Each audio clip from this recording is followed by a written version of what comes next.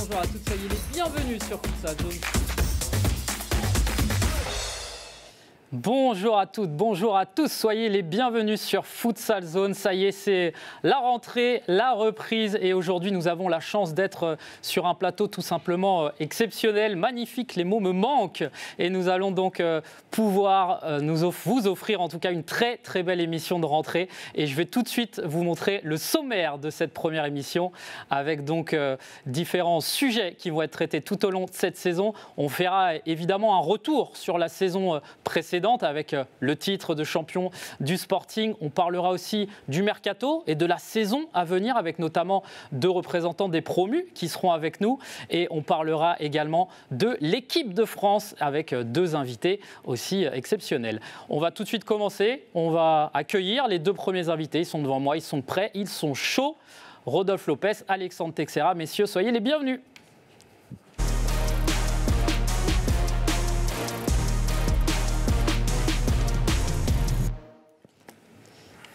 Messieurs, déjà, merci d'avoir accepté cette participation. On va commencer par qui? Rodolphe, Alexandre? Comme tu l'as. Allez, honneur au capitaine. Alexandre, bienvenue déjà, merci. On va évidemment parler de votre titre de champion, le 5e du Sporting. Ça n'a pas été une année facile, ça a été compliqué d'aller chercher ce titre, mais vous y avez réussi au dernier moment. Ouais, c'est vrai que jusqu'à la dernière journée, c'était très compliqué. Mais nous, dans nos têtes, on avait l'objectif, on savait qu'on allait aller au bout, on était déterminés. Et donc après, ça a souri, donc c'était fantastique. On va voir tout de suite justement le classement de cette D1, voir aussi un petit peu ce qui s'est passé. On en avait parlé, hein, Rodolphe aussi, ça a été une saison pas facile avec 3 clubs qui se sont battus jusqu'au bout, mais au final, vous avez réussi à l'emporter et j'imagine beaucoup de fierté. Oui, c'est une fierté, c'est tout un travail qui a été récompensé. Même si le contexte était vraiment très particulier, je pense que le club le plus méritant sur le terrain l'a emporté. Et on voit le classement donc avec le Sporting qui a terminé à 42 points juste devant Mouveau et Nantes Métropole. Ça a été très longtemps une bataille à 3 et Hérouville qui malheureusement est relégué. On va juste aussi rapidement se rappeler du classement des buteurs parce que jusqu'à la dernière journée ça a été très indécis et on va du coup féliciter le meilleur buteur de cette saison, c'est le Brésilien Conrado Sampaio, le joueur de Béthune, avec devant Raphaël Sana encore une fois et Ronny Zakei, notre premier représentant français. Du côté du Sporting, on a Sid Belhadj Finéo. Peut-être un petit mot, Alex, Sid Belhadj, une grosse saison aussi, ça a été un des joueurs importants, une recrue qui a tout de suite apporté sa patte et son expérience. Ouais, c'est vrai que Sid, dès qu'il est arrivé, on a vu qu'il était fait pour jouer au Sporting, dans l'état d'esprit, dans sa façon d'être professionnel et son niveau de jeu surtout. Donc moi, je n'étais pas surpris. Après, s'il y en a qui ont été surpris... Ouais, on connaît le pédigré de Sid et justement alors on parlera ensuite du mercato, mais c'est vrai que le Sporting aussi cette saison ça a été des recrues et quasiment que des réussites. On parlait aussi de Finéo. Comment on recrute un petit peu au Sporting? C'est quoi les clés un petit peu de cette réussite? On peut parler de Lyon, de Eder, toutes ces recrues qui ont vraiment apporté quelque chose à cette équipe. On prend vraiment notre temps, on se sert des échecs passés parce que malheureusement il n'y a pas que des succès. Donc le plus important c'est de prendre son temps, réfléchir poste par poste, être patient. Et pour trouver vraiment les bons joueurs qui vont bien s'intégrer au groupe et surtout s'adapter au club le plus rapidement possible. Ouais, on sait aussi que il y a une sorte d'habitude en tout cas avec notamment les Brésiliens. C'est une vraie culture, c'est un souhait, c'est aussi l'expérience positive des années précédentes. Comment ça se fait un petit peu ce genre de transfert avec des Brésiliens? Oui, c'est sûr. Après, on sait déjà qu'il y a beaucoup de Sud-Américains, encore plus de Brésiliens sur le marché. C'est une réalité. C'est aussi les joueurs qui s'exportent le plus aujourd'hui. Donc nous, on fait juste que de profiter d'un système dans lequel où les joueurs sont vraiment les plus compétitifs le plus rapidement possible. Le Brésilien, dès son plus jeune âge, il se prépare à s'exporter. Donc pour nous, c'est des valeurs ajoutées considérables. Ah, très bien. On va voir un petit peu justement les moments forts aussi de la saison du Sporting. On a sélectionné 3 matchs qui ont été vraiment très importants dans cette course au titre et on va les voir tout de suite justement et puis on va en discuter aussi avec les invités. Est-ce qu'il va armer avec un bon centre dans la surface, la déviation et avec cette ouverture du score? Accélération là de Silvela. Oh, magnifique. Là, on se rapproche du but, peut-être avec ce centre qui ne donnera rien. Et ce dégagement de Lyon de Freitas. Terminé avec cette magnifique victoire du Sporting Club de Paris. Eder qui cherche peut-être une position de frappe, c'est contré. Et voilà. Cholet avec Soumaré, astuce superbe. Il faut mettre évidemment le ballon dans le tas et reprendre rapidement avec la frappe de Lyon.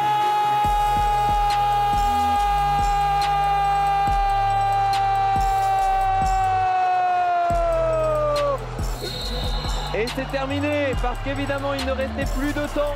Attention Boulaïba. Boulaïba pour Youba Soumaré. Oh Boulaïba. Oh quel but. Le poteau et Raphaël Saint derrière. Attention Lyon de Freitas. Oh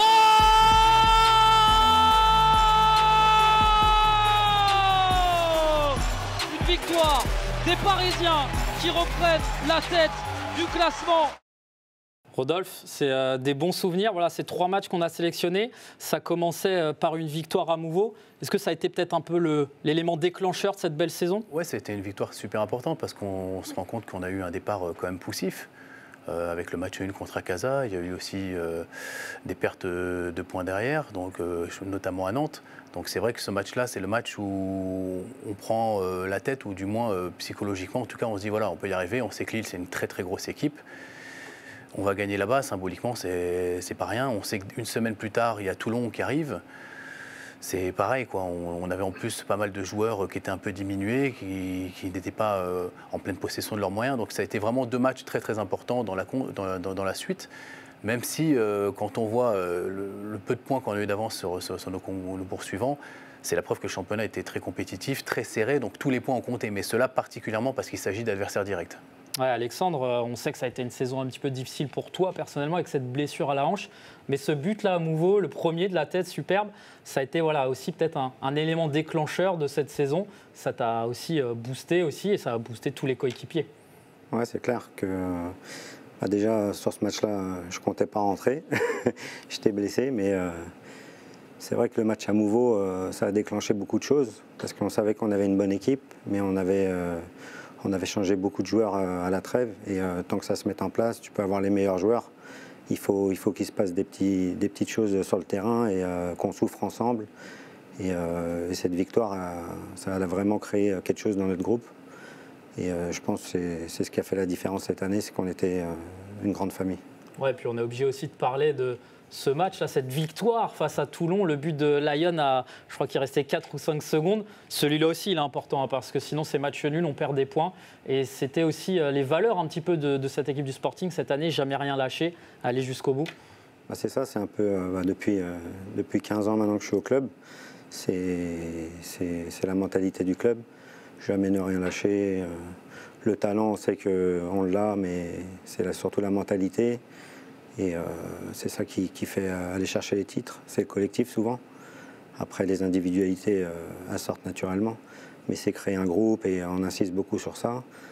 Et le club, surtout l'année passée, ils ont tout fait parce qu'on avait beaucoup de blessés pour qu'on arrive avec le mieux possible au match, quitte à réduire les entraînements, faire plus de soins. Et c'est toutes ces petites choses qu'on ne voit pas en match qui font la différence le jour J. Et c'est vrai que les matchs à confrontation directe, ça a tourné en notre faveur. Mais ce n'est pas la chance, c'est un travail de tout le monde. Ouais, on avait eu la possibilité d'aller au club du Sporting, de faire un petit reportage en immersion. Je vous invite à aller le voir si vous ne l'avez pas vu. Il est disponible sur YouTube. On a vu des petits moments de vie sympas entre les Brésiliens, les Français aussi. Donc n'hésitez pas à aller le voir. Et Rodolphe, ce dernier match aussi, on en avait parlé. C'était un petit peu la finale. Le match à domicile face à Mouveau, votre principal concurrent. Et on peut dire que cette victoire, elle a été assez nette, j'ai envie de dire.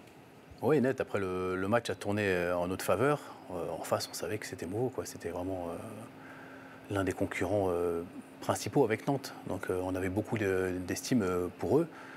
Mais on a joué relâché parce que finalement, avec la saison qu'on avait faite, on a passé une bonne partie de saison à la première place.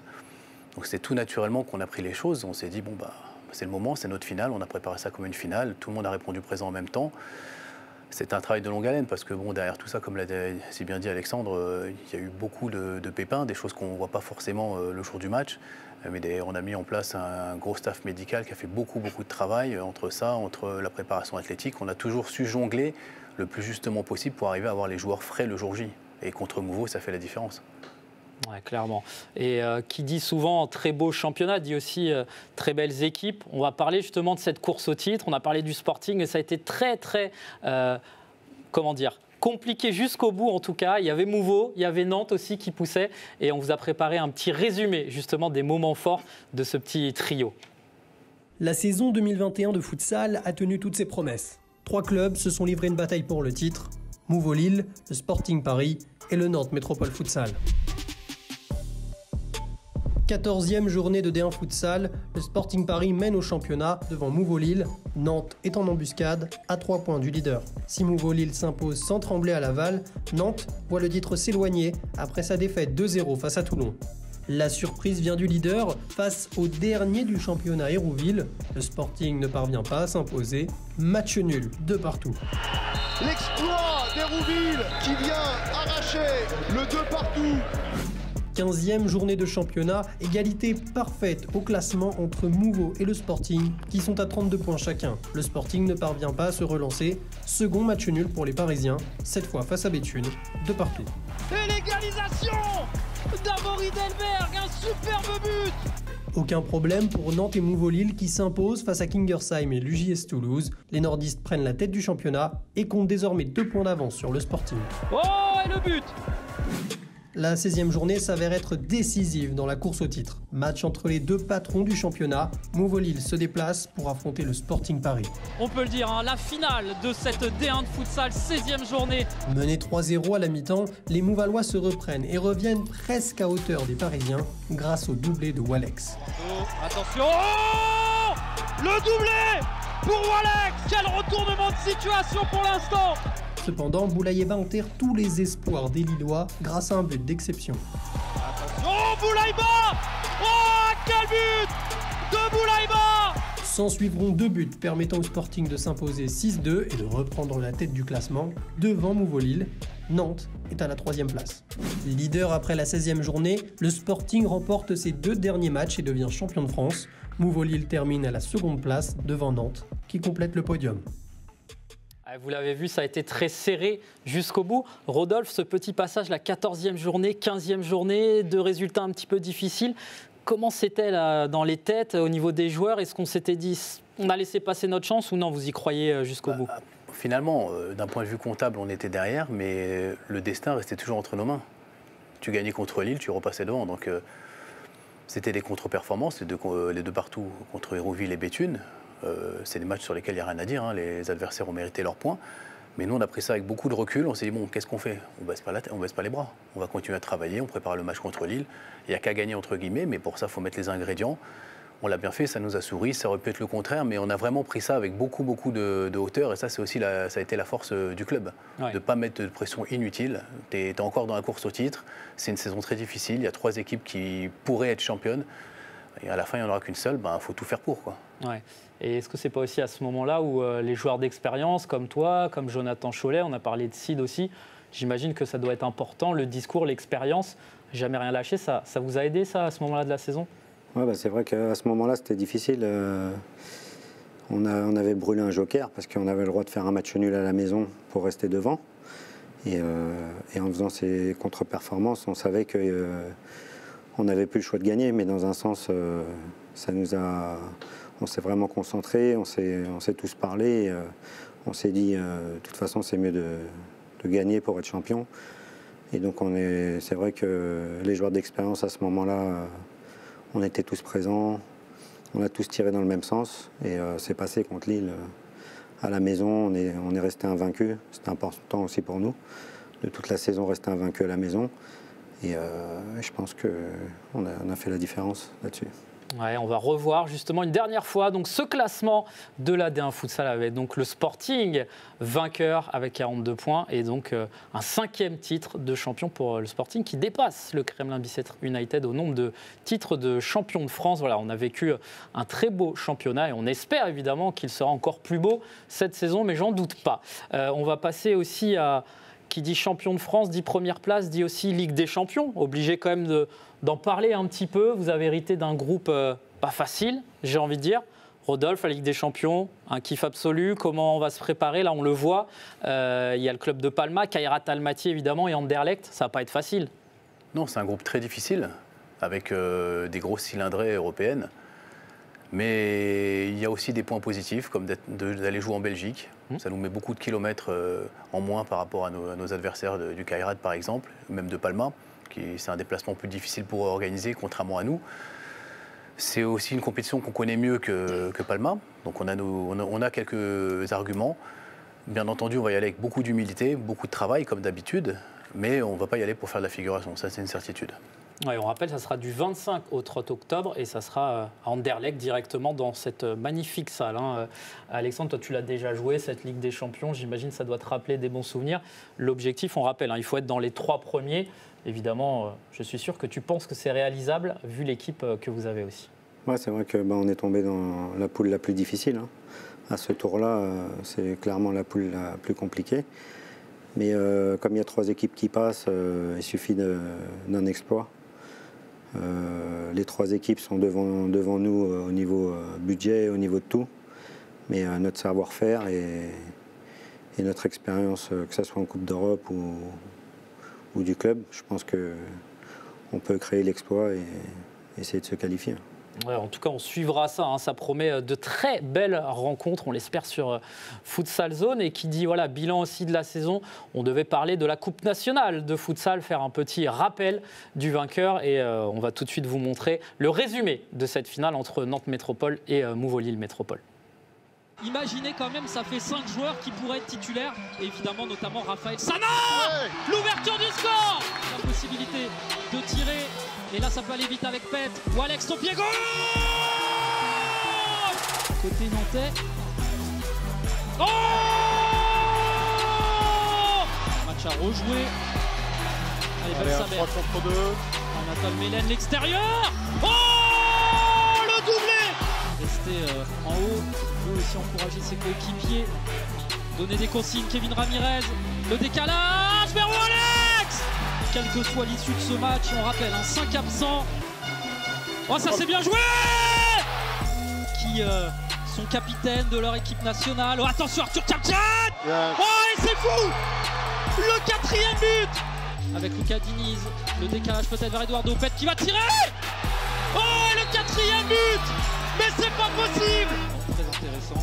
Allez, Guiriot dans son style, sur le côté. Oh, c'est terrible. C'est Kevin Ramirez qui vient marquer contre son camp. Et on l'a vu, le capitaine Steve Bendali qui soulève le premier trophée de l'histoire du Nantes Métropole Futsal. Bravo à eux. Bravo aussi à Mouveau. Ça a été une finale assez intense, exceptionnelle, qui s'est déroulée à Lyon dans une très belle ambiance. Cette finale de coupe, vous n'y étiez pas. Vous avez été éliminé en 8e de finale contre Mouveau. J'imagine quand même une déception parce que quand on a un club comme le Sporting, on veut tout gagner. Oui, après, on va être honnête avec nous-mêmes. Cette année, on n'avait pas l'effectif pour gagner les 2 compétitions, très sincèrement. Donc la victoire de Mouveau, elle est amplement méritée. C'est un match serré qui s'est joué jusqu'en prolongation. Ouais. Ça s'est joué à rien. C'est qu'on ne méritait pas d'y être, tout simplement. Ouais, en tout cas, voilà, c'était une belle finale. Le résumé est disponible également sur la page YouTube. N'hésitez pas à aller voir. Et puis, pour être totalement complet sur un petit peu ce bilan, on a parlé évidemment du titre du Sporting en tant que club, mais on a organisé aussi des trophées de la D1 de futsal. On a demandé aux 10 capitaines et aux 10 entraîneurs de chaque équipe de nous donner un petit peu leur vote. Et on va tout de suite voir un petit peu les résultats de ces votes avec tout d'abord le meilleur joueur, Raphaël Sana, qui a été élu derrière Fineo, le joueur du Sporting, et Alex. On voit un trio brésilien.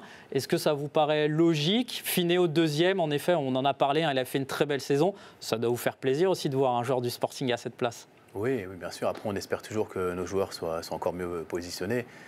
Mais bon, c'est mérité. Si ça a été voté comme ça, tant mieux pour Sana.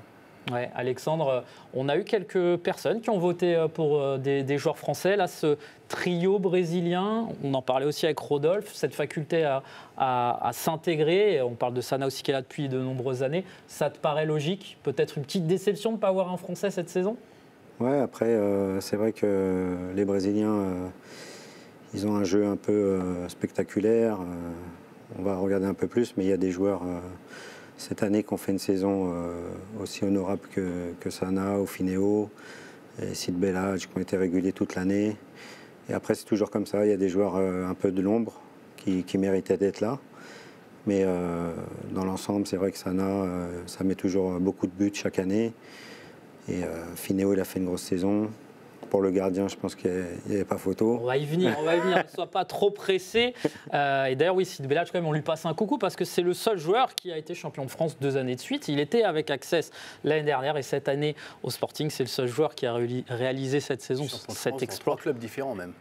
Oui, alors là c'était consécutivement, mais en effet, voilà, la régularité de Sid. On va passer justement, voilà, Alex, pour être présentateur, il n'y a pas de souci, le meilleur gardien. Et là, oui, il faut être franc, il n'y a pas eu vraiment de doute, même s'il y a eu pas mal de votes aussi pour Francis Lococa, mais Lyon de Freitas, saison exceptionnelle, on le voit, hein, sur les 3 matchs quasiment décisifs, il arrive à marquer. Rodolphe, peut-être, voilà, entraîner un joueur comme ça, qui est toujours à fond aussi à l'entraînement, qui ne lâche jamais rien, c'est du bonheur. Oui, bah c'est très facile à gérer. Hein. En plus, c'est un gars dans le vestiaire qui est très très discret. Là, il est en train d'apprendre le français, il comprend déjà.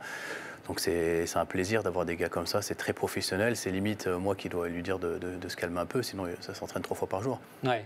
Ouais, toi, Alexandre, ton avis un petit peu sur Lyon. Aussi l'importance quand même, on n'en parle pas tout le temps, des gardiens, des deuxièmes gardiens, troisième gardiens. C'est important aussi de garder une certaine convivialité aussi. Et j'ai l'impression que ça a été aussi le cas cette année avec les gardiens.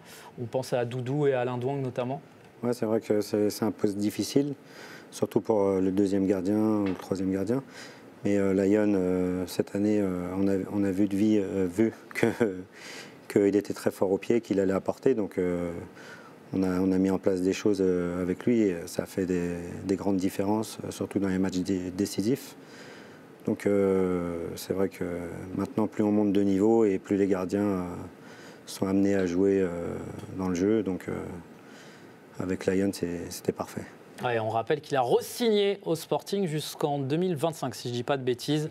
Donc voilà, que du bonheur pour le Sporting et également pour le spectacle de cette dernière futsal. Ensuite, on va passer au meilleur coach de cette saison. Donc c'est Fabrice Gacougnol, l'entraîneur nantais, qui a été élu. À la 2e place, Jawad Belaïnoussi, l'entraîneur de Kingersheim. Et enfin, Felice Mastropiero. Bon, rapidement, peut-être, Rodolphe, tu aurais aimé peut-être être dans ce top 3 ou le plus important, ça reste le titre de champion? Moi, je préfère 1000 fois gagner des titres que des titres individuels. Hein. Moi, je ne suis pas forcément le meilleur, je suis celui qui gagne. Ça n'a pas de prix. Je pense que c'est bon, c'est une très bonne réponse. On va terminer avec la révélation de la saison. Ça a été très très serré au niveau des votes entre Malik Abdallah, le vainqueur, et Moussa Haddad, le joueur de Kingersheim. On note la jolie place aussi de Mamadou Touré, qu'on retrouvera tout de suite après. Mais voilà, ça a été très serré. Malik Abdallah, qu'on salue aussi. On sait qu'il a été malheureusement blessé assez gravement, donc on lui souhaite un prompt rétablissement. On espère le retrouver assez vite. Voilà, les révélations de la saison, des jeunes qui ont fait vraiment un très belle saison qu'on a découvert aussi, que vous avez peut-être découvert. Hein. Alors on connaissait un petit peu Malik Abdallah, on connaissait aussi un petit peu Mamadou Touré, mais des joueurs peut-être comme Moussa Haddad, etc. C'est des joueurs qui vous ont surpris aussi cette saison, ces 3 joueurs-là qu'on a vus? C'est 3 joueurs qu'on connaissait, parce qu'on avait aussi joué contre Kingersheim en amical en début de saison. Mais ils sont vraiment à leur place, ils ont une très grosse marge de progression tous les 3, donc il va falloir les suivre et compter sur eux à l'avenir en tout cas.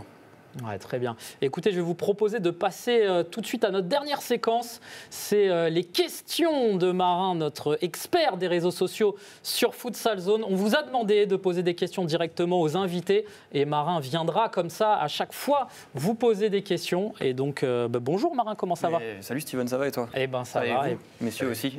Eh ben, je te laisse avec nos invités donc poser les petites questions qu'on a sélectionnées. Exactement. Écoute, Steven, beaucoup de questions sur les réseaux sociaux pour nos 2 invités du Sporting. La communauté du Sporting réagit. Et je vais commencer avec toi, Rodolphe. Une première question qui concerne le plus gros transfert de l'été chez vous, c'est Landry N'Gala. Et donc les gens s'interrogent un peu comment est-ce que vous avez réussi à conclure ce transfert et à faire revenir Landry à la maison? Alors, c'était pas forcément difficile dans la mesure où Landry, qui était déjà passé chez nous 2 saisons, avait gardé un très bon souvenir du club. Le club, c'est pareil, sauf que pour sa progression, peut-être qu'il fallait pour lui franchir le pas et revenir à Garges, et ensuite passer par Access, Kremlin aussi, entre-temps. Ça lui a permis de devenir le joueur qu'il est aujourd'hui. Donc, aujourd'hui, on a un joueur vraiment accompli. Il a 30 ans, il a beaucoup avancé aussi dans sa vie privée. Donc, il arrive à maturité. Donc, nous, on est vraiment très contents de le récupérer. Ça n'a pas été très difficile, en tout cas. Deuxième petite question, toujours concernant le recrutement, avec cette politique justement pour recruter des joueurs, est-ce qu'elle va ou est-ce qu'elle a changé pendant l'été?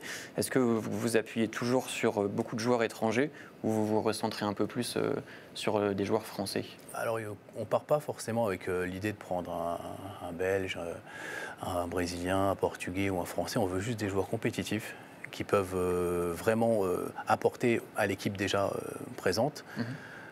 C'est vrai qu'il y a eu un peu plus de Français cette saison et on s'en félicite, bien entendu. Ça sera aussi plus facile pour moi de parler que français et pas seulement portugais à la mi-temps ou même à l'entraînement.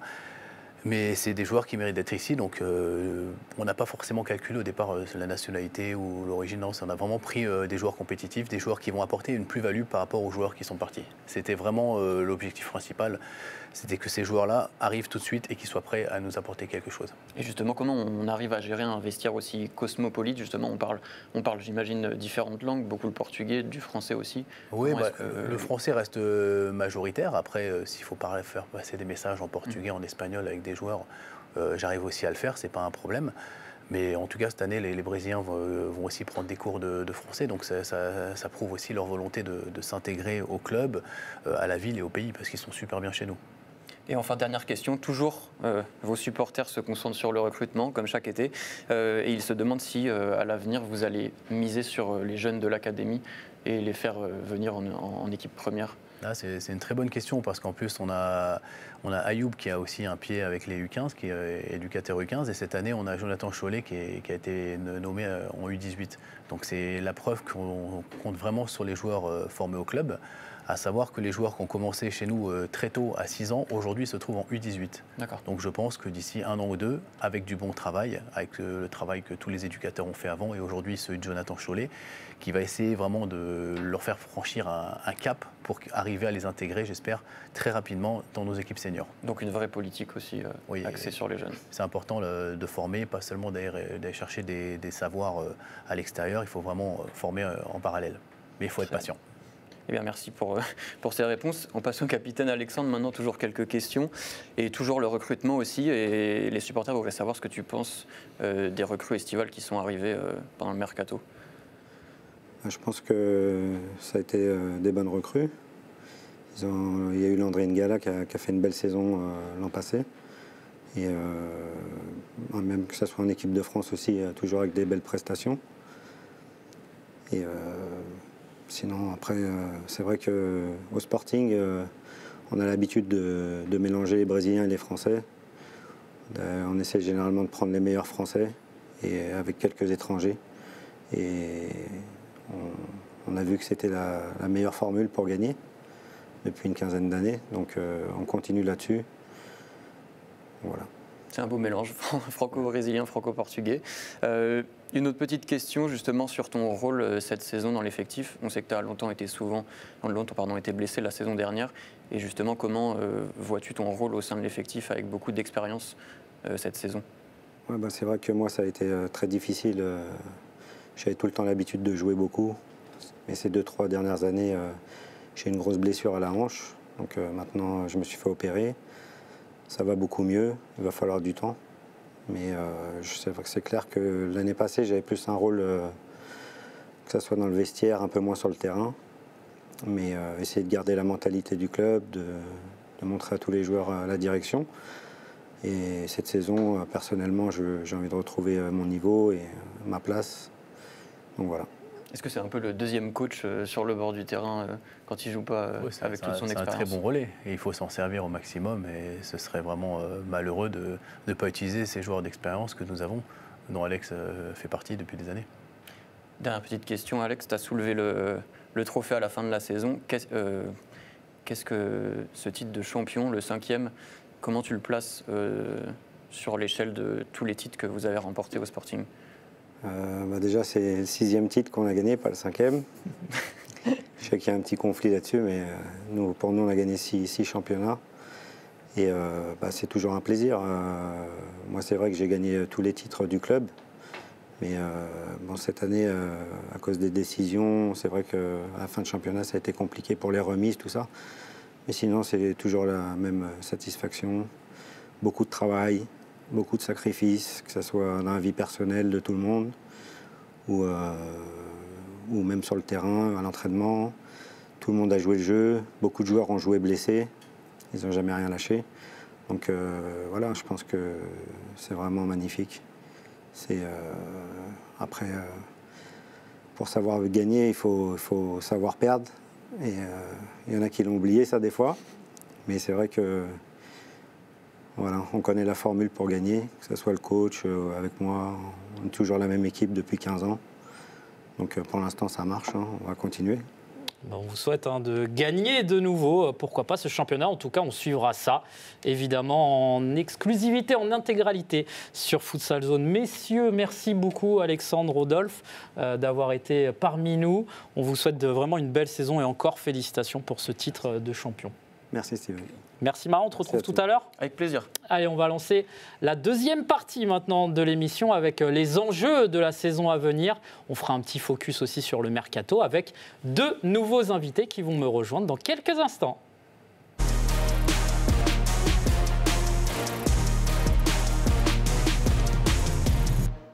Allez, donc on va passer à la partie 2 de cette émission avec 2 nouveaux invités. 2 invités de luxe qui vont représenter les promus, les nouveaux venus aussi de cette saison de D1 de Futsal. Déjà, messieurs, bienvenue, j'ai envie de dire, en D1 de Futsal. Peut-être pas toi, Arthur, mais en tout cas, Yacine, bienvenue sur Futsal Zone aussi. Merci, on est très content d'être là, de pouvoir représenter le club et tout notre quartier, et notre ville, notre agglomération, et tous nos supporters qui nous suivent. Ouais, je disais, Arthur, toi tu la connais aussi évidemment cette D1. L'année dernière avec Nantes Métropole, on t'a vu marquer un but en finale, mais cette saison c'est un nouveau défi aussi. Tu rejoins ce club mythique du KB United. Parle-nous un petit peu aussi de ces premières semaines là au sein du club. Oui, j'ai rejoint le KB United. C'est un club que je connaissais déjà. J'avais beaucoup de fois joué contre eux. Cette première semaine, elle s'est bien passée. Première semaine d'entraînement. On a repris depuis le 1er août. Donc voilà, on prend nos marques petit à petit, on prend notre temps, on se prépare, on effectue nos matchs de préparation et on reprend ce week-end contre Nantes un samedi. Ouais, on les voit justement derrière nous, les 11 clubs qui évolueront cette saison donc en D1 de Futsal. Donc on le disait, le KB et Marcouville, le retour aussi des playoffs, c'est quand même une nouveauté. Yacine, toi tu vas découvrir, en tout cas on te souhaite que Marcouville découvre, mais j'imagine que en tant que compétiteur, le retour des playoffs, c'est quand même une belle nouveauté et un bon retour, j'ai envie de dire. C'est un bon retour, après ça va permettre aussi à tous les clubs de jouer le coup jusqu'au bout. Donc de ne pas lâcher les matchs, parce qu'on sait que quand il y a un championnat avec un seul vainqueur à la fin, sans play-off, il y a certaines équipes qui ont atteint leur objectif entre guillemets de maintien ou de première partie de tableau qui jouent moins les coups à fond. Donc moi je pense que ça va créer un peu plus de suspense. Après nous on a connu les play-offs en tant que supporters, parce qu'on allait souvent regarder la D1 à l'époque. On allait voir nos amis jouer. Et franchement, on prenait énormément de plaisir à regarder ces matchs de play-off parce qu'il y avait beaucoup d'engagement et c'était ouvert. Je pense que tout le monde pouvait battre tout le monde. Et on peut finir 4e et remporter le championnat. Donc nous, on va pas se mentir. Nous, on va jouer les coups à fond. Donc certes, l'objectif principal pour nous, ça sera le maintien vu qu'on vient de monter. Mais si on arrive à attraper une place pour les playoffs, franchement, ça sera extraordinaire. Ouais, vous l'avez vu derrière l'écran aussi, les principaux transferts. Et c'était aussi intéressant d'avoir Arthur. On va peut-être faire un focus sur les principaux transferts. Voilà, on a évidemment Abdessamad Mohamed et Souel Moudine qui ont rejoint l'Étoile Lavalloise. Du côté de Mouveau aussi, 2 internationaux français, Ronny Zakei et Jérôme Pasquier. Le Kremlin Bicêtre United donc, qui a recruté Arthur Tchapchet. On en a parlé tout à l'heure. Landry Ngala qui rejoint le club champion. Et puis aussi Mamadou Touré, l'international français qui signe au Barça. Et puis on pourra parler aussi de Nelson Lutin qui est parti en Italie. Voilà, Arthur, ce transfert-là au KB, ça a été peut-être une surprise aussi pour le grand public. Parle-nous un petit peu de ce choix. Oui, ce transfert, ça s'est fait fin juin, je pense. J'étais déjà en contact avec le club après la trêve hivernale. Donc on échangeait un petit peu. Après, moi, j'avais des exigences, je voulais revenir en région parisienne. Donc voilà, j'ai été en contact avec plusieurs clubs et j'ai privilégié KB United parce que c'est le club qui m'a contacté le premier, tout simplement. Ils m'ont présenté le projet. Et voilà, j'ai adhéré au projet et maintenant on se met au travail.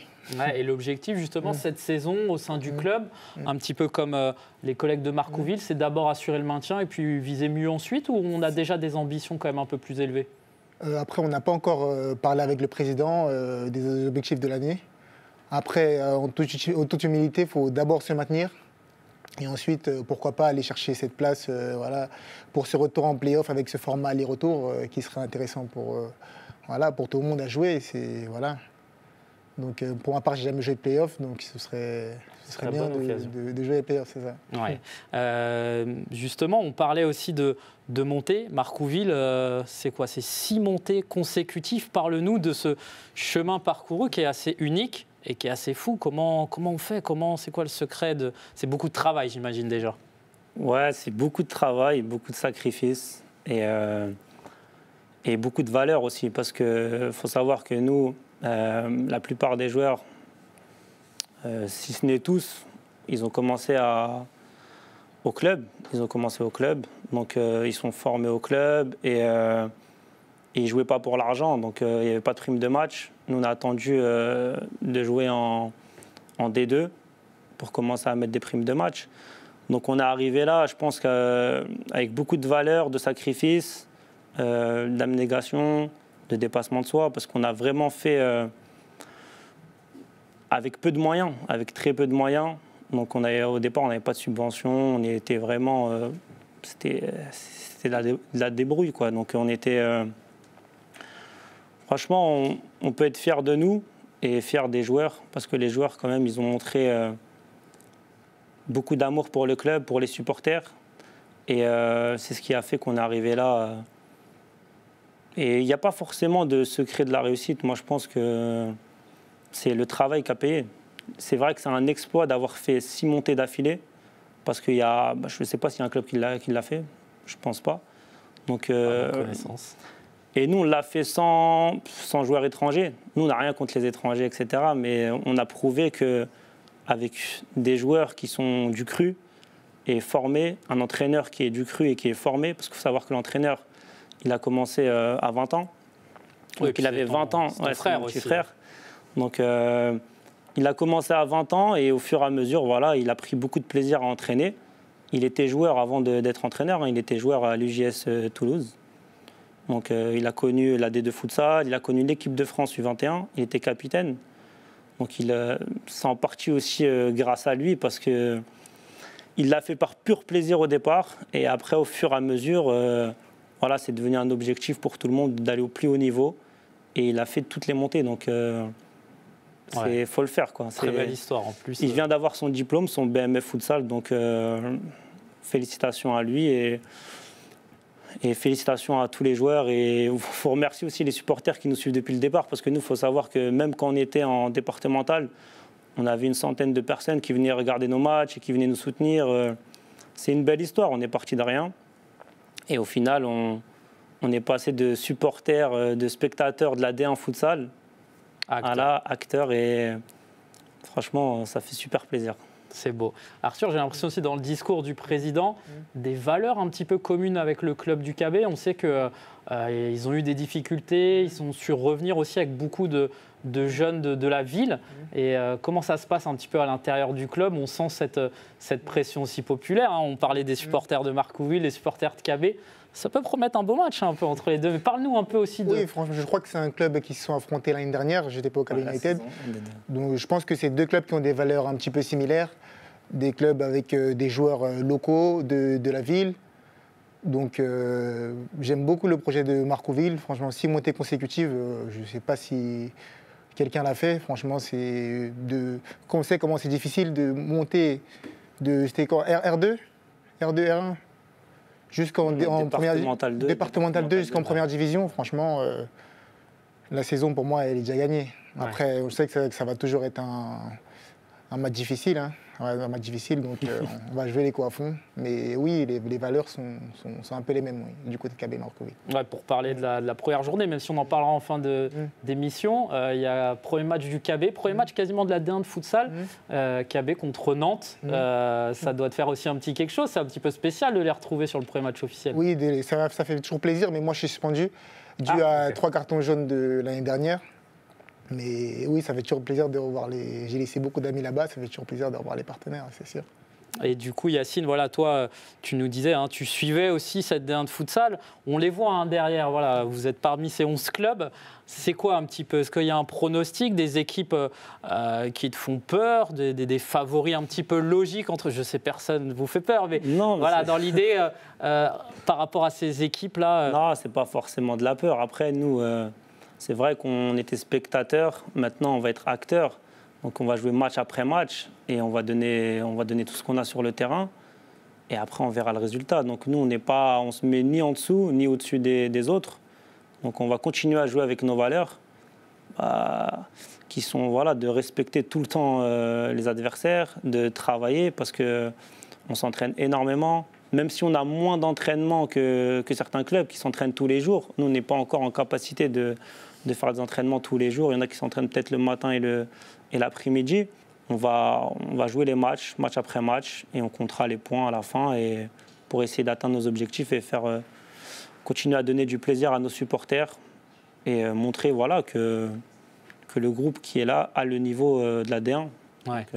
Et justement, on parlait aussi du mercato. Comment, quand on est un club comme ça promu, quels sont un petit peu les arguments? Comment vous avez réussi aussi à recruter pour cette nouvelle saison? Combien vous avez recruté de joueurs? Peut-être on peut le préciser. Et quelle était un petit peu la stratégie globale de ce recrutement? Nous, notre recrutement, d'année en année, il se fait à peu près de la même manière. Donc, chaque saison, il y a des joueurs qui sont attirés par le projet du club et qui viennent... parce que ils correspondent aussi aux valeurs du club. Donc là, on améliore l'équipe chaque saison, mais tout en gardant notre base. Il y a quand même 8 joueurs qui ont fait pratiquement toutes les saisons depuis le démarrage du projet. Donc on a amélioré l'équipe là avec 4-5 joueurs expérimentés qui ont connu le niveau D1 ou D2. Après, nous... C'est vrai que notre argument aujourd'hui, il ne va pas être financier, parce qu'on est un nouveau club, on vient d'arriver en D1. Mais le premier argument, c'est le projet du club et les valeurs du club. Ouais. Donc souvent, les joueurs qui intègrent le groupe, c'est les joueurs qui partagent les mêmes valeurs que le club. Ouais. Arthur, pour rappeler aussi, on l'a vu, il y a eu donc cette victoire en finale de Coupe nationale, une belle saison à titre personnel, des apparitions aussi en équipe de France. C'est quoi aussi un petit peu, toi, tes objectifs sur cette saison, que ce soit aussi avec le club du KB et personnellement? Est-ce que tu t'es fixé un petit peu des objectifs? Oui, bien sûr. Avec le KB United, mon objectif, personnellement, c'est d'atteindre les playoffs. Après, les objectifs du club, je ne les connais pas encore. Comme je l'ai dit, on n'a pas encore parlé. Ensuite, bien sûr, que j'aimerais faire toutes les sélections en équipe de France. Ça, c'est ce que tous les joueurs français veulent. Après, on sait que la concurrence est rude, mais je pense qu'avec du travail, c'est un objectif qui est atteignable. Et voilà. Ouais. Et au niveau aussi des transferts, on peut peut-être refaire un petit point aussi. Tu as évidemment beaucoup de coéquipiers de l'équipe de France. On a beaucoup parlé de ce recrutement de Laval. Souel Mouldine, Abdeslam Mohamed, qu'est-ce que toi t'en penses? J'imagine que vous avez discuté aussi un petit peu. C'est un gros recrutement pour Laval. Franchement, c'est un gros recrutement. On a joué un petit peu contre eux en match amical. Mais c'est une équipe aussi qui avait déjà des bons joueurs de l'année dernière. Donc je pense que c'est une des équipes favorites avec Mouveau Lille, le Sporting Paris. Ouais. En tout cas au niveau du budget de cette D1 futsal pour ma part. Et voilà, après, voilà. On va voir un petit peu aussi comment ça se passe. Peut-être aussi, Yacine, on en parlait, donc Marcouville, ce projet, ces 6 années aussi consécutives, cette histoire un peu de famille. Qu'est-ce qu'on peut vous souhaiter cette saison? C'est du plaisir, c'est vraiment très sportif aussi, j'imagine le maintien. Mais j'imagine qu'il n'y a pas que ça. C'est important. Franchement, après avoir fait 6 montées d'affilée avec beaucoup de sacrifices et avoir fait au-dessus de nos moyens, parce qu'en gros, on n'avait pas forcément les moyens de faire ce qu'on a fait, mais on l'a quand même fait avec beaucoup de valeur. Et là, cette saison, nous, on veut vraiment prendre du plaisir. On veut souffler, prendre du plaisir. Et franchement, là, cette année, c'est plaisir, profiter des gros matchs qu'on va jouer, parce qu'on va quand même jouer des gros matchs dans des grandes salles. Toutes ces équipes-là qu'on regarde depuis quelques saisons, qui se développent et qui, comme un peu Laval, Mouveau-Lille, Sporting Paris, bon, c'est des clubs historiques comme le KB. L'UJS Toulouse, parce que l'UJS Toulouse, on a une belle histoire avec eux, parce qu'à l'époque, avant l'affiliation en FFF en 2014, on est parti à l'UJS Toulouse, justement avec Michael Descendrade et Ismaïn Benkerouf, mon frère, qui sont partis jouer là-bas. Et à l'époque, ils voulaient tous nous garder. Après, on leur a dit, nous, on vient de lancer le club, on se retrouvera au plus haut niveau en espérant le plus rapidement possible. Donc, on est toujours partenaire avec ce club-là, on a des forts liens avec eux. Donc, ça va faire, franchement, là, cette année, du plaisir et, et des points, parce qu'il faut des points, il faut gagner, des victoires. Donc, le sportif, est toujours le plaisir. Et le plaisir, on le prendra, je pense, en gagnant des matchs aussi. Ça aide, en effet. On va tout de suite rappeler Marin, notre expert des réseaux sociaux, qui va vous poser des questions. Voilà, on vous a demandé sur nos réseaux sociaux et les gens ont été curieux de vous poser des questions. Donc, je vais laisser Marin vous. Exactement, Steven. Les fans sur les réseaux sociaux sont curieux d'avoir les réponses de la part de membres de 2 promus en D1 cette saison. Je vais commencer avec toi, Yacine. Est-ce que tu pensais honnêtement, il y a 6 ans, quand le projet a été lancé, que vous feriez cette folle aventure, cette folle épopée? Honnêtement, oui, parce qu'on l'a annoncé. À l'époque, on l'avait annoncé. Bon, sur Snapchat, on a mis projet Ligue 1 en cours. Il y avait une photo qui tournait et on venait de démarrer. Et moi, on me prenait pour un fou, je ne vais pas vous mentir. La plupart des joueurs, il y a même quelques supporters qui disaient « Ouais, faut pas rêver. Déjà, c'est bien d'atteindre le niveau régional. » Et après, moi, je suis un peu comme ça. J'ai toujours été un compétiteur. Donc, même quand je jouais avant, je voulais que gagner. Donc, et je savais, en fait, qu'on avait le vivier de joueurs talentueux pour le faire. Certes, il n'y avait pas forcément, on va dire, des moyens financiers, etc. Mais la plupart, on a tous démarré bénévolement au club. Donc, et oui, parce qu'il y a beaucoup de talent en Ile-de-France. Donc sur Cergy-Pontoise, il y a énormément de talent. Dans notre quartier, il y avait beaucoup aussi de joueurs talentueux. Donc moi, je leur ai dit qu'on pouvait le faire et c'était une question de temps. Après, je pensais qu'on pouvait le faire chaque saison, donc monter chaque saison. Il y en a qui ont dit, bon, c'est pas grave si ça nous met, si on prend 10 ans à le faire.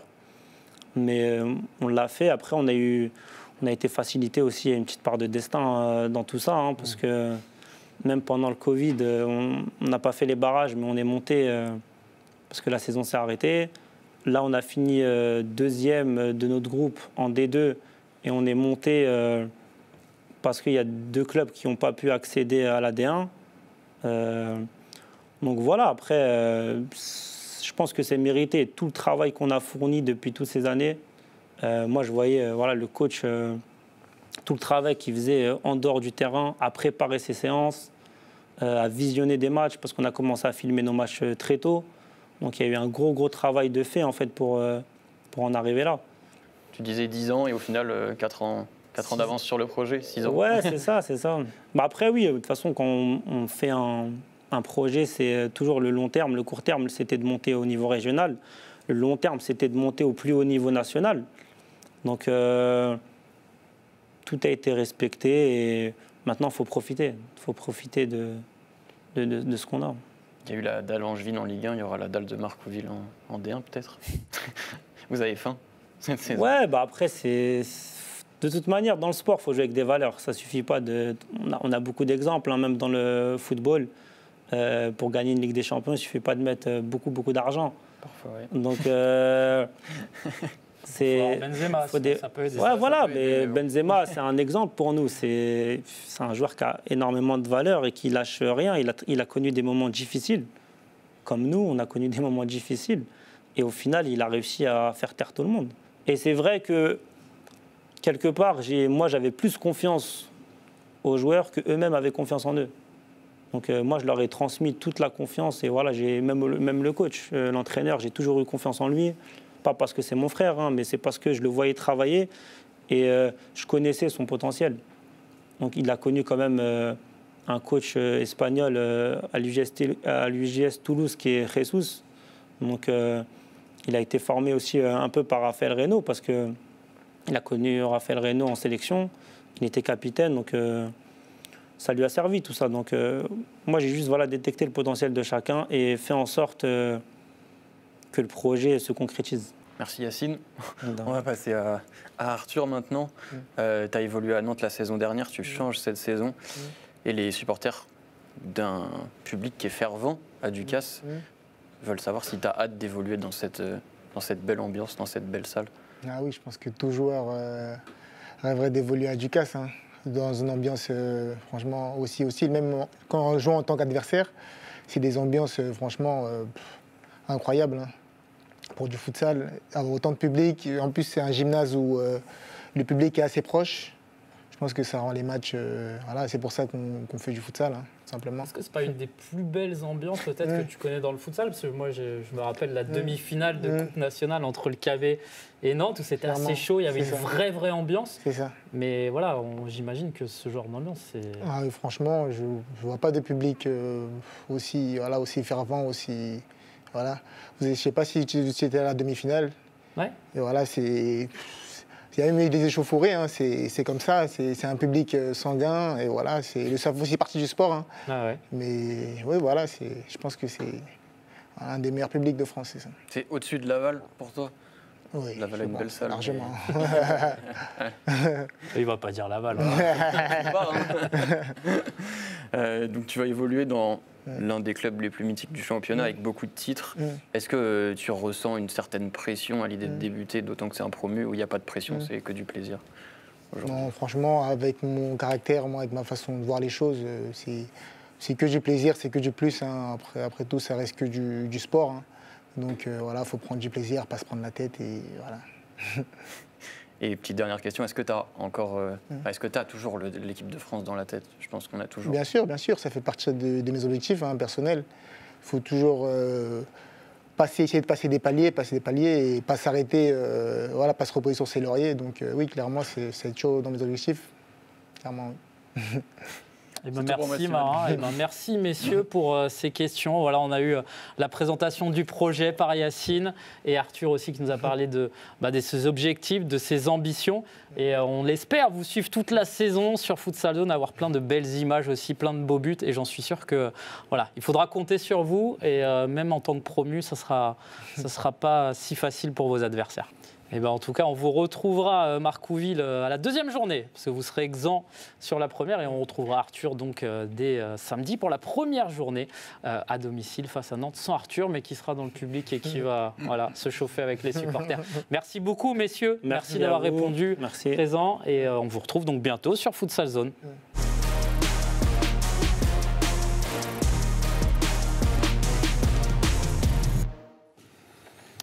Et voilà, c'est parti donc pour un bon volet sur l'équipe de France avec 2 représentants de notre équipe nationale française. On va commencer par le plus ancien, Jamel Haroun. Bonjour Jamel, merci d'avoir répondu présent sur cette émission. Bonjour Steven, plaisir d'être parmi vous. Entraîneur adjoint de l'équipe de France et consultant technique aussi. Oui, tu as fait conseil technique futsal dans la Ligue des Hauts-de-France. Et Mamadou Touré, évidemment, joueur de D1 de futsal au Paris Casa, mais joueur aussi de l'équipe de France. Merci Mamadou. Merci à vous pour l'invitation. En tout cas, je suis très content de pouvoir parler aussi de l'équipe de France. On a eu une très grosse saison, on a eu pas mal de matchs, il y a beaucoup d'actualités aussi. On va parler un petit peu de tout ça tout de suite, tout simplement en vous montrant ce qui s'est passé sur la saison de l'équipe de France. Oh et voilà le but pour sa première justement. Mathieu Popin, le joueur de l'UGS Toulouse.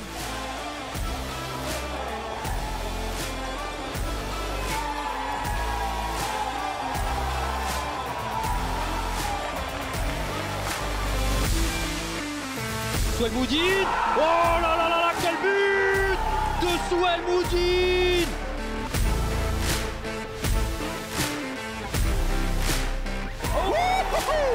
Quel but. Oh, la fusée de Landry N'Gala là, du pied gauche, il nous a surpris. La tentative de Kevin Ramirez, le capitaine de l'équipe de France. Oh oui, Nicolas Menendez, superbe, le but pour l'attaquant de Béthune, l'égalisation des Bleus.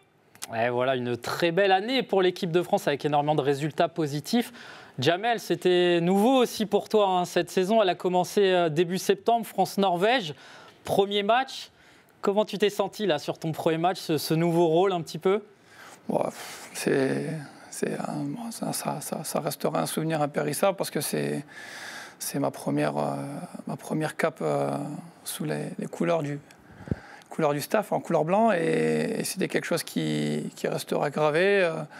C'est un sentiment qui était partagé parce que j'avais l'impression d'être sur le terrain avec les joueurs. Et ce que je retiens surtout, c'est que j'ai partagé ça avec toutes les personnes que j'aime, qui étaient autour de moi. Donc voilà, c'était le plus important. Ouais, tu as eu un très bel hommage. Je m'en souviens, j'étais là-bas avec tes enfants notamment. Le maillot de l'équipe de France, c'était très émouvant. Et c'est vrai que c'était des belles images. Oui, tout à fait. C'est quelque chose qui restera gravé à jamais. Voilà, il y a des personnes qui étaient importantes qui étaient là. Et voilà. Ouais, on voit derrière nous cette saison. Mamadou, la saison pour toi, en tout cas la première cape face à l'Italie, tout de suite un gros match. Comment déjà on ressent un petit peu là quand on reçoit la convocation un peu pour la première fois? J'imagine beaucoup de fierté. Parle-nous un petit peu de... Oui, j'ai ressenti beaucoup de fierté quand j'ai reçu ma première convocation en équipe de France. Le week-end d'avant, il y avait Jamel qui était venu voir notre match contre Toulon et on avait eu l'occasion de discuter. Et il m'avait dit de me tenir prêt au cas où mon prénom apparaissait dans la liste. Et j'ai reçu cette convocation et franchement, c'était une fierté. Et c'était le travail qui a payé tout au long de mes années au Centre Paris à Casa. Ouais. Et on le disait tout de suite, cette double confrontation face à l'Italie, le premier match, une défaite. Et derrière, un très bon résultat. Jamel, peut-être cette double confrontation face à l'Italie, ça validait aussi le début de mandat par Raphaël Reynaud et ça prouvait aussi que l'équipe de France pouvait rivaliser avec les meilleures équipes européennes. Ouais, j'ai envie de dire, on a souvent réussi à accrocher sur un match quelques nations, mais gagner contre une nation de ce rang-là, on ne l'avait jamais fait. Et voilà, c'est chose faite contre l'Italie. Les joueurs avaient à cœur de corriger surtout le tir par rapport au premier match. Et voilà, il y avait une valeur qui était essentielle, un mot qui était essentiel dans le projet de jeu qu'on a mis en place depuis le début du mandat de Raphaël, c'est l'intensité. Et voilà, je pense que on était un petit peu à contre-temps sur ce premier match et sur ce deuxième match, on a montré que cette valeur, elle était hyper importante et on a pu mettre les actes aux paroles. Voilà, c'était le plus important. Ouais, comme tu disais, se relever d'une défaite qui était assez sévère sur le score, réussir à battre dès le lendemain les Italiens, ça j'imagine dans le staff, ça c'est une fierté. Voilà, au-delà de valider, c'est une fierté et ça nous permet de travailler dans un certain confort et surtout de valider le projet avec les joueurs, en tout cas les intentions du projet dès le départ. Ouais, et du coup, toi Mamadou, depuis tu as fait un petit peu de chemin, donc cette saison, 7 sélections, si je ne dis pas de bêtises, un but aussi notamment. Ça t'a fait quoi aussi ce but? Et puis de manière plus générale, un peu Clairefontaine, l'équipe de France, tu retrouves les copains aussi, la Marseillaise. Comment on sent quand on est un joueur de l'équipe de France de futsal? Je ne vais pas mentir, si en septembre on m'avait dit qu'à la fin de l'année j'aurais eu 7 sélections, j'y aurais pas cru. Et après, je vais remercier mes coéquipiers du Paris à Casa, les joueurs du championnat aussi qui m'ont beaucoup conseillé, Jamel, Raphaël qui m'ont donné beaucoup de confiance. Et franchement, c'est une fierté de porter le maillot de l'équipe de France. Et je trouve qu'on a vécu une très très bonne saison et j'espère qu'avec cette saison, les matchs de qualif, j'espère que ça sera encore mieux. Et comme il y aura de l'enjeu, j'espère qu'on va répondre présent cette fois-ci. Ouais, juste une petite aparté du coup sur la D1 de futsal. On l'a vu tout à l'heure aussi, tu as été élu 3e révélation de la saison parmi les entraîneurs et les joueurs. J'imagine que ça doit faire plaisir aussi de recevoir ce genre de distinction individuelle. Oui, franchement, ça m'a fait plaisir. Je ne m'y attendais pas du tout et c'était un bon moment. Oui. Ouais. Et du coup, on parlait un petit peu des qualifs de la Coupe du Monde. Ce sera évidemment l'un des grands rendez-vous de cette saison. Jamel, comment on se prépare? On sait que le projet, il est aussi un peu plus à long terme, peut-être avec l'Euro 2026. Mais ces qualifs de la Coupe du Monde, on va les jouer à fond, j'imagine. Oui, je pense que tu es bien informé sur le projet France. Hein, et ce n'est pas que le projet que d'une équipe, mais c'est de l'ensemble de la nation futsal de la 3F, avec toutes les sélections. Voilà, on a ce projet en commun, avec lequel on travaille d'arrache-pied avec les collègues pour homogénéiser tout ça. Mais oui, les qualifs, bien sûr, on ne joue pas un match où on ne joue pas une qualif juste pour faire de la figuration ou se dire on se prépare pour 2026. Non, une qualif, c'est une qualif et on la jouera à fond. Ouais.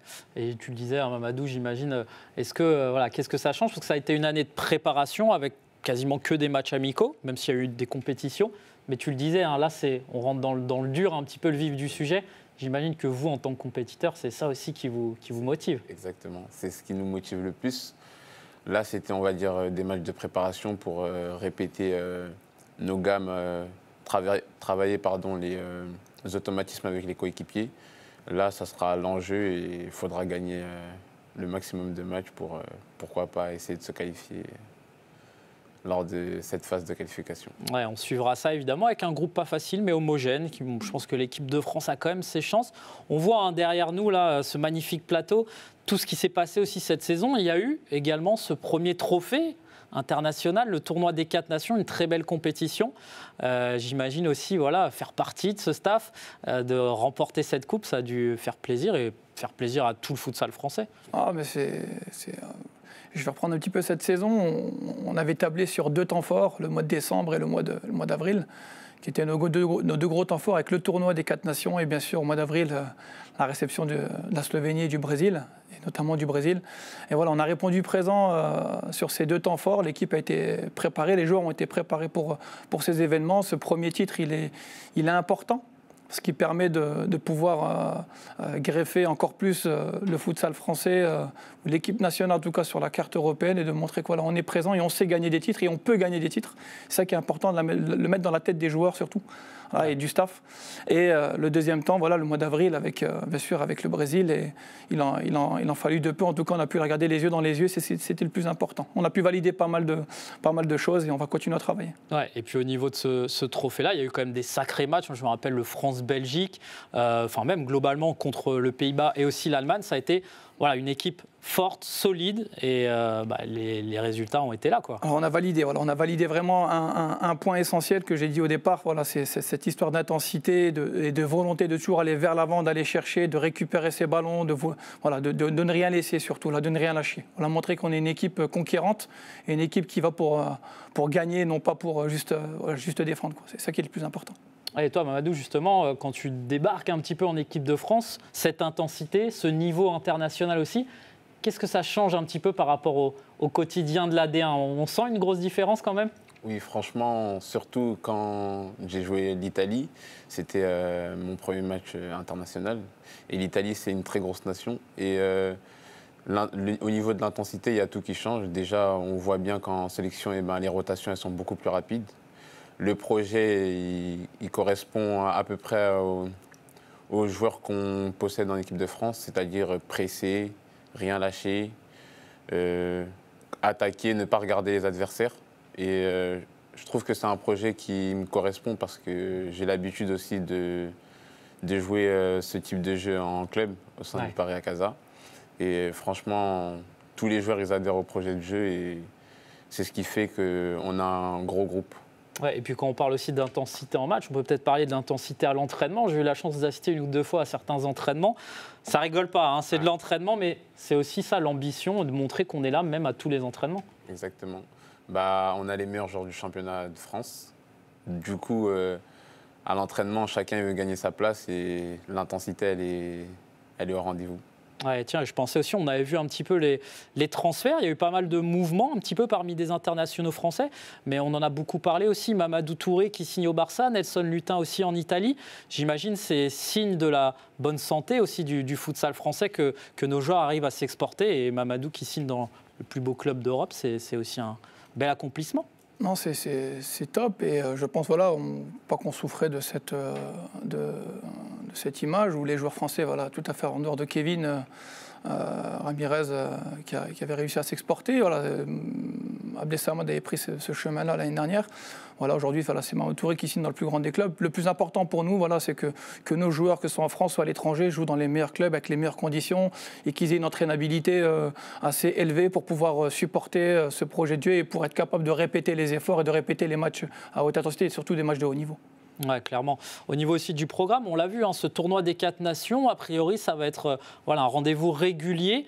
Normalement, on devrait revoir un tournoi des 4 nations d'ici la fin de l'année? Oui, tout à fait. Tout à fait. Ce tournoi des 4 nations sera maintenu. L'idée des 4 nations, entre guillemets, on avait le Benelux à l'époque qui se faisait pour les Belges, les Luxembourgeois, enfin les Belges, les Hollandais et les Luxembourgeois, autant pour moi. Aujourd'hui, on a l'Allemagne qui est une nation montante dans le futsal. Et je pense qu'on a un commun accord entre les 4 fédérations, vouloir rejoindre un petit peu le gratin du futsal européen et mondial. Voilà, l'idée de se réunir tous les ans est hyper important et de garder ça sur le temps pour en faire un certain derby des nations du Nord, quoi. Ouais. Mamadou, toi, au niveau de la D1, est-ce que peut-être tu as l'impression que ton statut a changé, peut-être au niveau des joueurs que tu rencontres? Est-ce que tu as l'impression aussi, peut-être toi, personnellement, d'avoir passé un cap? Est-ce que ça te donne aussi beaucoup de confiance d'avoir pu porter ce maillot? Oui, franchement, j'ai l'impression d'avoir franchi plusieurs caps, même au sein de ces dernières saisons. Je suis plus reconnu par les joueurs de la D1 Futsal. Et le maillot de l'équipe de France, quand on le porte, ça nous donne beaucoup de confiance en championnat, en club. Même les coéquipiers en club, ils nous regardent d'une façon différente, c'est-à-dire qu'ils vont plus nous écouter, ils vont plus attendre de nous et c'est vraiment une fierté de porter ce maillot. Ouais, du coup, toi aussi, ça te force à être exigeant aussi à l'entraînement et d'être exemplaire à tous les matchs, quoi. Exactement, c'est ça. Petite info, on m'a dit quand même que tu es très proche de Mamadou Touré, l'autre Mamadou Touré. C'est pas trop compliqué toujours, c'est un petit peu spécial là parfois quand on commente les matchs ou autre. Mais il paraît que vous êtes vraiment très très proche et que vous entendez très bien. C'est sympa ça. Exactement, on est très très proche. Je suis souvent avec lui en sélection, tout le temps même. La plupart de mes sélections, il a été appelé en même temps que moi, sauf pour l'Italie. Et c'est comme une coïncidence, mais on a le même prénom et le même nom de famille. Mais on s'entend très bien en dehors et sur le terrain. Et voilà. Ouais, j'imagine. Sur cette saison, justement, les ambitions, l'équipe de France, j'imagine, continuer à la fréquenter aussi en club. On en parlera tout à l'heure sur la fin d'émission. Cette saison de D1 aussi, elle est importante pour toi et pour ton club. Oui, cette saison, elle est importante pour moi et pour mon club. On a tous à cœur de franchir un palier encore avec Paris à Casa. Et avec le retour des playoffs, on a sûrement une carte à jouer. Et on va se donner tous les moyens pour essayer d'accrocher cette place. Et pourquoi pas, d'ici la fin de l'année, si on a un peu de réussite, jouer le titre, on ne sait pas. Ouais. Et justement, Jamel, aussi au niveau de la composition de ces équipes, ces groupes, il y a évidemment des joueurs cadres. On l'a vu, hein, Raphaël n'hésite pas à appeler aussi des nouveaux. Comment ça se passe un petit peu? J'imagine que vous regardez beaucoup Futsal Zone, vous vous déplacez aussi beaucoup. Je sais que tu étais au Portugal récemment. Comment ça se passe aussi au quotidien pour suivre un petit peu ces joueurs? Je sais qu'il y a pas mal de choses qui ont été mises en place aussi à ce niveau-là. Dans un premier temps, on a la chance d'avoir Futsal Zone qui est aujourd'hui dans la place et qui continue l'aventure avec nous pour cette saison. Donc ça nous fait un bien fou parce que ça nous permet de suivre dans le direct nos joueurs, parce qu'on ne peut pas se déplacer non plus partout. Hein. La France est grande, on a un grand et beau pays. Et donc ça nous permet de voir tous les matchs, en tout cas de les revoir aussi, de pouvoir un petit peu voir les performances des joueurs qui sont en sélection et surtout aussi ceux qu'on suit. Ouais. Ça nous permet vraiment d'affiner le groupe avant les sélections au mieux. Et de suivre au plus proche et de voir l'évolution de nos joueurs. En tout cas, ça, c'est le premier temps. Ensuite, un deuxième temps, c'est un travail qui se fait aussi avec les clubs, auquel on a mis certains outils en place pour pouvoir suivre d'un commun accord avec les clubs sur les entraînements qui sont faits par les joueurs, le suivi médical, le suivi athlétique, la quantification, afin de pouvoir avoir les joueurs dans les meilleures conditions possibles, que ce soit en club ou en sélection, et de pouvoir surtout échanger et éviter les blessures ou les coups de moins bien de nos joueurs, et de pouvoir surtout avoir une certaine harmonie entre les clubs et la sélection, parce que c'est un projet en commun. Le futsal français, l'équipe nationale, ça représente vraiment tout le futsal français, et c'est ça qui est le plus important. Ouais, et justement, quand on parle d'équipe de France, on est obligé aussi de parler de l'Euro U19 parce que c'est un petit peu l'actualité. Ça arrive là dans quelques jours. J'imagine que vous allez suivre ça. On va voir justement un petit peu le programme de ces Euro U19 avec un groupe pas facile. Dimanche 4 septembre, France-Italie. Ça te rappellera des bons souvenirs, Mamadou. Portugal contre la France. Ça sera un match évidemment très compliqué. Et enfin, peut-être le match décisif entre la Pologne et la France. Et vous l'avez vu, hein, voilà, ce sera sur Futsal Zone, c'est officiel. Donc on aura l'occasion de suivre ça avec des commentaires en français. On est évidemment très heureux. Jamel, j'imagine que les U19, Raphaël Reynaud, ça lui parle aussi. Cette jeunesse, voilà, tu vas regarder et tu vas être à fond derrière nos jeunes Français. Bah, ce qui est beau, c'est que cette sélection, c'est le travail d'une formation à la française. Formation à la française. Alors qu'en France, on a un savoir-faire. Tous ces pôles France et pôles espoir qui sont créés un petit peu partout dans l'Hexagone. Voilà, on a dupliqué un petit peu ce modèle pour le futsal avec le pôle France. Et aujourd'hui, voilà, l'objectif était 4 ans, 4 années sont passées, et c'est d'avoir une équipe qui se qualifie pour la phase finale, être parmi les 8 meilleures nations européennes. Et voilà, c'est chose faite aujourd'hui. Et je pense qu'on nous verra pendant un bon petit moment et peut-être même plus. Savoir que 3 nations qu'on va affronter avec l'équipe de France, l'Italie qui a battu l'Espagne tout récemment, qui est l'une des meilleures nations. Ouais. On a le Portugal qui fait partie des meilleures nations européennes. Et bien sûr, la Pologne, notre bourreau de la dernière qualif. Donc voilà, c'est une poule qui est intéressante, mais voilà, nos jeunes pousses ont vraiment toutes les cartes en main pour pouvoir faire quelque chose de bien. Allez, Mamadou, dernière question un petit peu sur cette Euro U19. J'imagine que tu connais certains joueurs. Il me semble que tu as même 1 ou 2 coéquipiers. Tu vas suivre ça aussi et tu vas les encourager. Et ça doit te faire plaisir. Toi qui es jeune, hein, encore, on rappelle, hein, tu es très jeune. Mais voilà, c'est premier Euro. Tu le disais, ça valide aussi tout le travail. J'imagine que tu seras derrière Futsal Zone, j'espère. Exactement, je serai derrière Futsal Zone pour encourager les jeunes bleus. Bon, tant mieux. En tout cas, on leur souhaite parce que c'est vrai que on le sent, hein, Jamel, c'est des jeunes, pour avoir suivi quelques matchs aussi l'année dernière, c'est des jeunes très matures déjà pour leur âge, avec des têtes bien faites. Et on l'a vu, les résultats aussi suivent. Hein. Pas dire la chance, mais parce que le Covid nous a tous fait mal. Et je pense que voilà, pour chacun d'entre nous, des personnes touchées par ce Covid. Et j'espère qu'on en est... qu'on a passé cette phase et que le Covid sera derrière nous. Mais ça a permis de repousser cet Euro et de permettre à nos jeunes d'avoir 1 an de plus en termes de maturité. Donc on a des gamins vraiment totalement différents qui ont travaillé pendant quasiment plus de 2 ans ensemble. Donc ça, c'est l'une des grandes chances qu'on a pu avoir. Et voilà, vraiment, on a des bons gamins et je pense que l'équipe de France a un bel avenir devant elle avec des jeunes qui vont arriver, qui vont toquer à la porte de Mamadou. Ah, c'est aussi ça, hein, le travail de U19 d'aller pousser cette porte. On va recevoir de nouveau notre expert en réseaux sociaux, Marin, qui va donc vous poser des questions. Les internautes ont été nombreux et on a sélectionné certaines questions voilà, pour Jamel et Mamadou. Exactement, Steven, les internautes sont toujours là pour poser quelques questions à nos 2 derniers invités. On va commencer avec toi, Mamadou. Quelles sont tes ambitions personnelles après une très belle saison l'année dernière ? Comment tu te vois te projeter la saison prochaine dans le futur ? Mes ambitions personnelles, c'est tout d'abord progresser au sein de mon équipe. Et je vais toujours mettre en avant les résultats collectifs avant mes performances individuelles. Et surtout, ce qui m'intéresse le plus, c'est essayer, pourquoi pas, de gagner un titre avec Paris Akasa. Est-ce que tu as des objectifs personnels, peut-être en termes de passes décisives, de buts? On t'a vu un petit peu décisif quand même l'année dernière. Peut-être essayer d'aller améliorer ce score? Je vais essayer, oui, d'améliorer ce score et pourquoi pas apparaître cette année dans le classement des buteurs. Ah, très bien. On note. Je t'accueillerai volontiers dans le classement des buteurs, alors. La deuxième petite question, est-ce que tu as un modèle au sein du Paris Akasa aujourd'hui? Quelqu'un qui t'inspire, un joueur Je n'ai pas vraiment de modèle au sein de Paris Akasa. On est un collectif... on va dire, on est comme une famille et j'ai beaucoup de coéquipiers. J'essaye d'apprendre de tout le monde, que ce soit les plus jeunes, les plus âgés. J'essaie d'écouter les conseils de tout le monde, du coach, des gens du staff, etc. Mais sinon, je n'ai pas vraiment de modèle au sein de Paris Akasa. Et petite dernière question, je pense qu'il y a des followers pronostiqueurs. Ils voudraient savoir quel est ton pronostic justement sur le vainqueur de la D1 Futsal cette saison, si tu en as un à donner. J'ai pas vraiment de pronostic à donner sur la D1 Futsal. J'aimerais bien que ça soit le Paris Akasa. Ouais. Bon, voilà, en tout cas, s'il y a une cote à mettre, c'est celle-là, Paris à Casa, pour Mamadou Touré. J'en profite. De quoi? Une stat sur laquelle moi je l'attends. Récupérer les ballons et transition derrière. Fais gaffe, tu vas être suivi. Non, moi j'ai peut-être juste une petite dernière question. C'est vrai qu'à chaque fois que je discute avec quelqu'un du Paris à Casa, on me parle souvent de Marcelo Serpa. Et voilà, le travail aussi qui est fait avec vous, avec les jeunes, pour les faire progresser. Peut-être un petit mot quand même sur cet entraîneur qu'on connaît depuis pas mal d'années.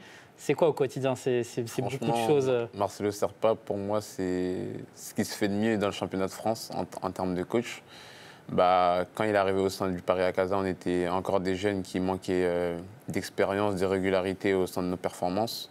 Et il nous a fait franchir ce cap au bout d'1 an. Et il continue de le faire. Et c'est un coach, il est très proche des jeunes, il nous fait confiance. Et plus on avance avec lui, et plus il nous donne beaucoup de confiance. Ouais, c'est top. Passe à Jaël maintenant, quelques petites questions aussi des supporters de l'équipe de France. Il y a Mamadou en face. Comment tu juges la nouvelle génération qui arrive aujourd'hui des jeunes en équipe de France? C'est une génération futsal.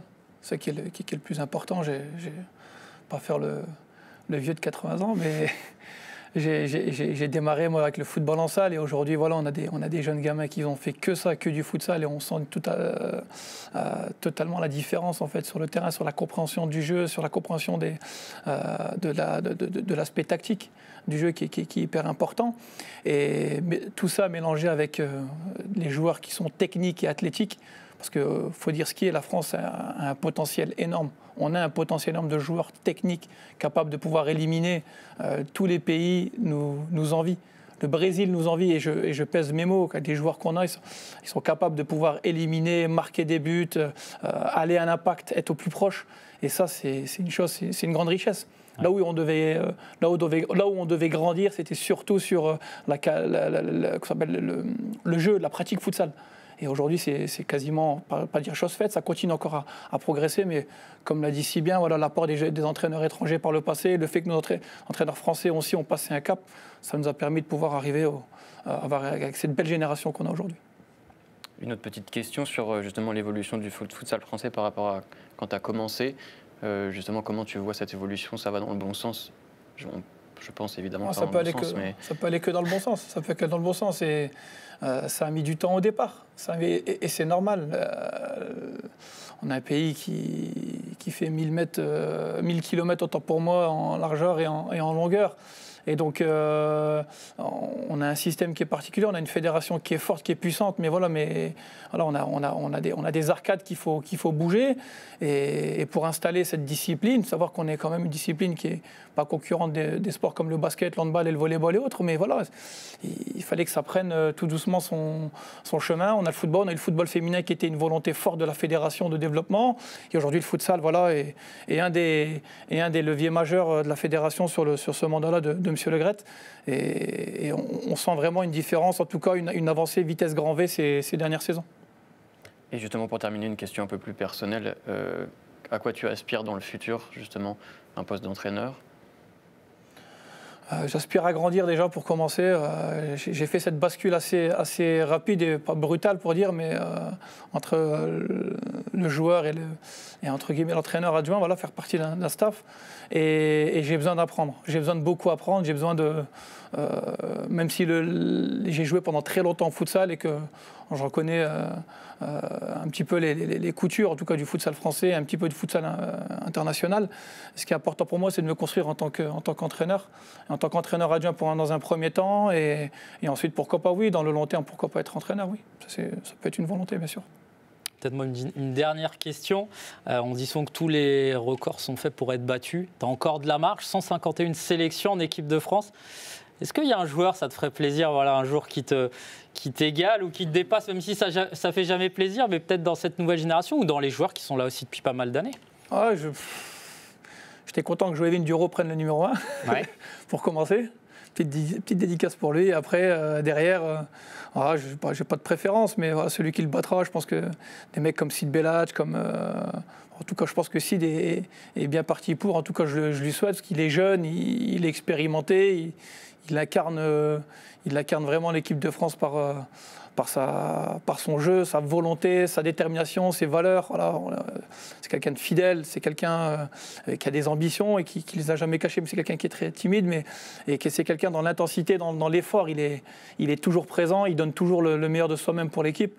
Et je pense que ça peut être le bonhomme qui pourra battre les 151. On lui souhaite, même si voilà, je te souhaite de garder ce record le plus longtemps possible.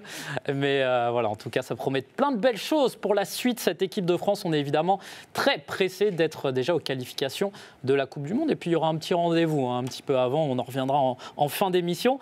On va passer à la fin, justement, de cette émission, malheureusement. Et oui, il faut que ça se termine un jour. On va parler de la D1 de futsal quand même, la première journée, parce que c'est aussi un petit peu l'actualité. Et tout de suite, on va vous proposer le teaser de cette première journée.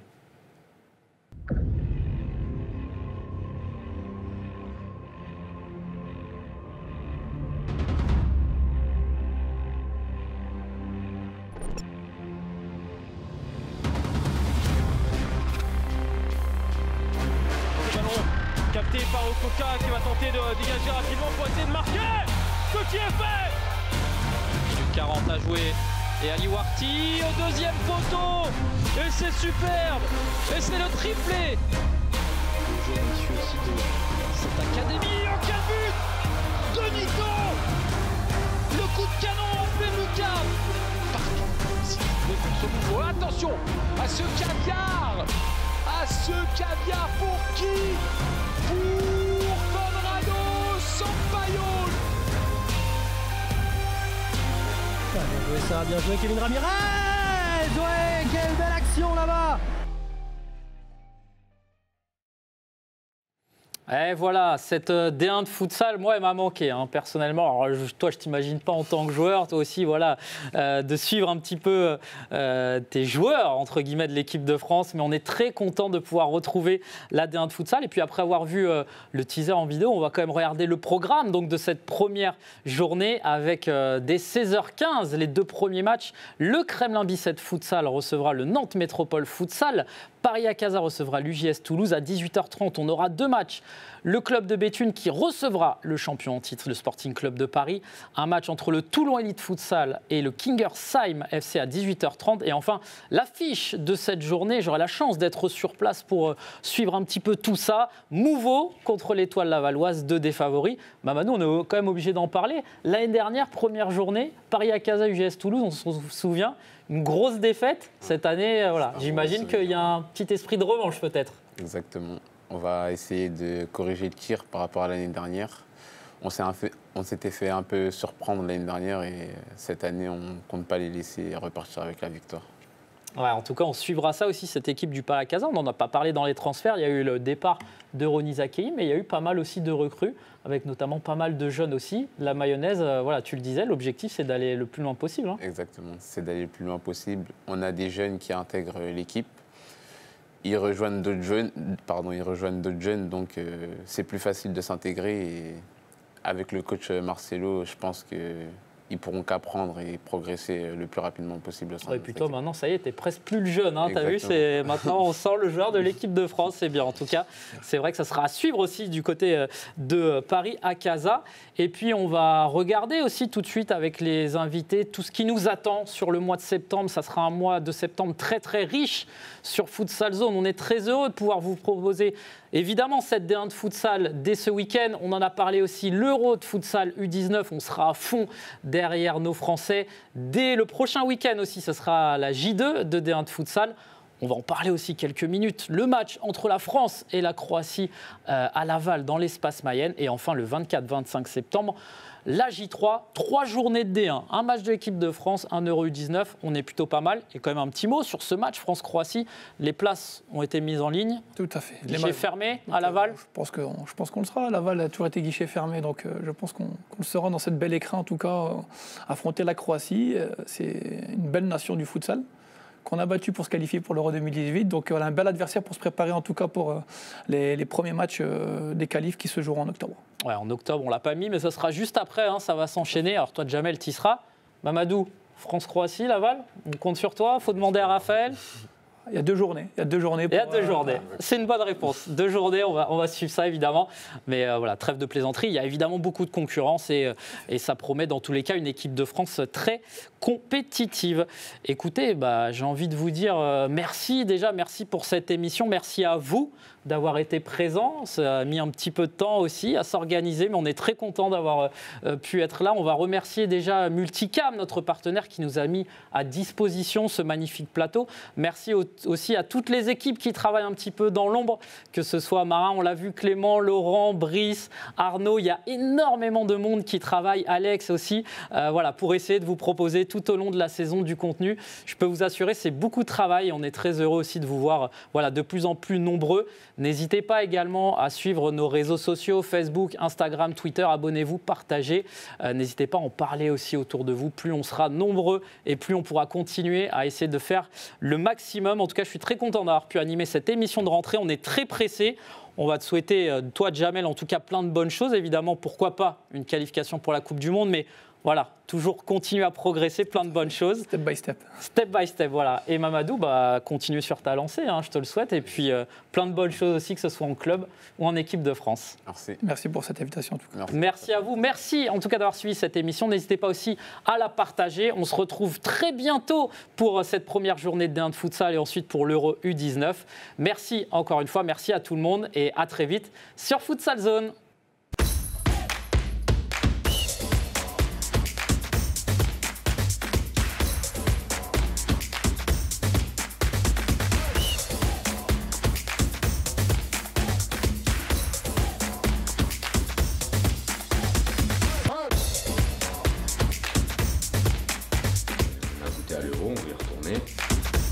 Bonjour à tous, bonjour à toutes, soyez les bienvenus sur Futsal Zone.